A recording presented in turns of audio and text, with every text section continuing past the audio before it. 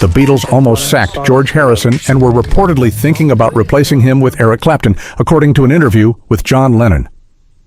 The tape hears Lennon threaten to replace Harrison with Clapton after the guitarist temporarily quit the band in January 1969 during the recording sessions for the band's final album, Let It Be, reports the Daily Mail. The sudden departure of Harrison, who felt that his songs weren't getting as much attention as those of Lennon and Paul McCartney, worried McCartney and Ringo Starr. Lennon, however, while sympathetic, was also practical about the situation.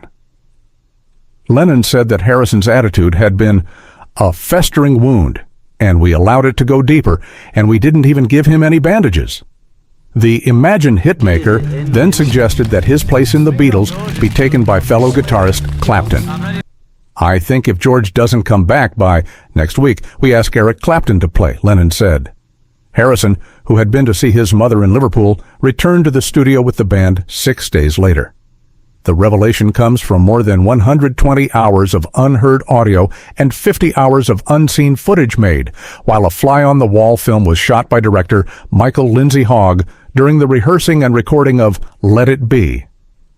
George Harrison and Eric Clapton shared a deep musical bond and mutual admiration, frequently collaborating on various projects. Clapton famously played the guitar solo on Harrison's While My Guitar Gently Weeps, and the two often performed together, both in the studio and on stage. Despite their different styles, they respected each other's artistry, with Harrison calling Clapton his favorite guitarist. Their personal relationship became complicated when Clapton fell in love with Harrison's wife, Pattie Boyd. This led to a period of tension, but remarkably, the two musicians remained friends even after Boyd left Harrison for Clapton.